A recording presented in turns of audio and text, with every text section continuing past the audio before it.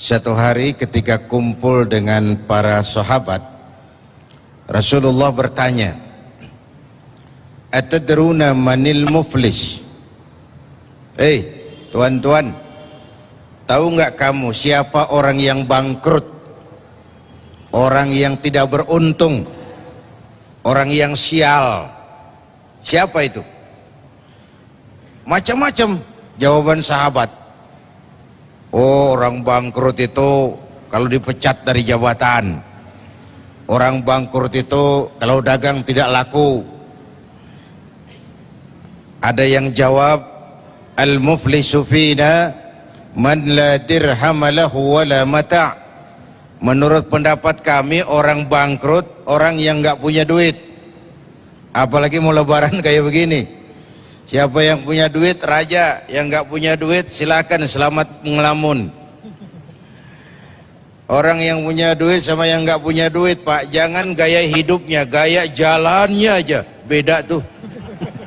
Bener. Ya kelihatan aja.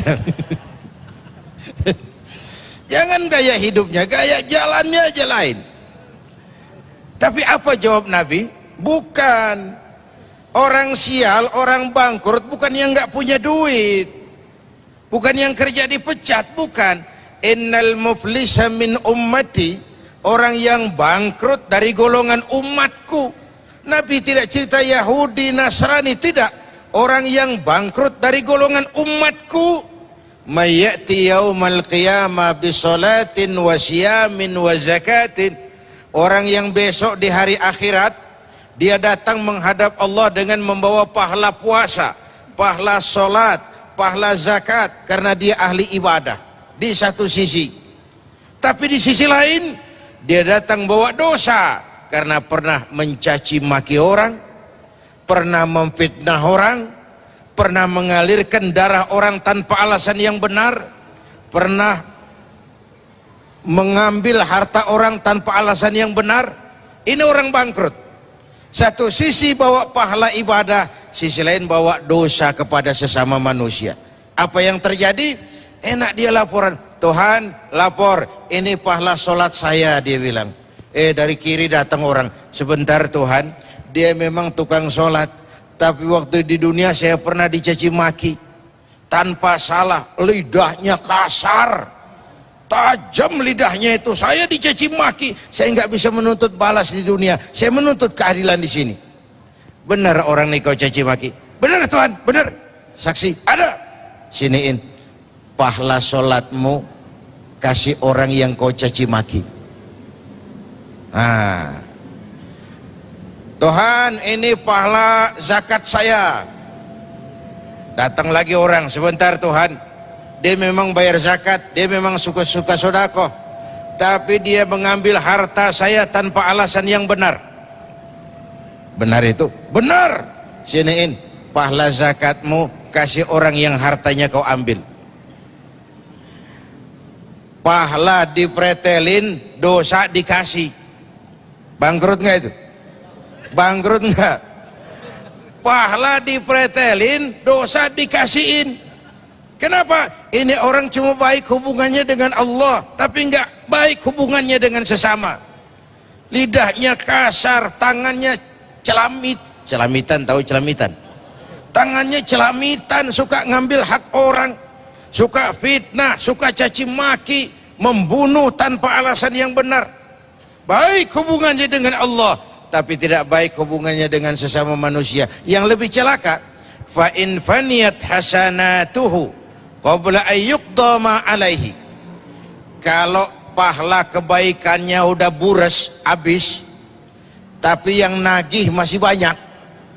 Orang yang dia sakiti masih banyak, orang yang dia fitnah masih banyak, orang dia makan hartanya secara zalim masih banyak.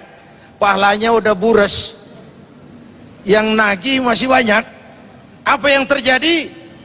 Ukhiza min khatayahum, kata Nabi, diambil dosa orang yang dia fitnah, dia caci maki, dia sakiti, faturihat alaihi, diberikan kepadanya.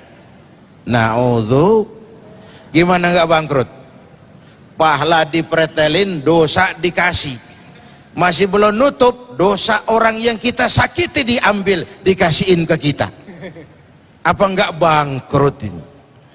Ibarat orang dagang, modal bures, tagihan utang datang terus, enggak kebayar, beban utang diberikan ke kita. Ini orang yang baik hablum minallahnya, tapi tidak baik hablum minan nasnya. Inilah perlunya silaturrahim.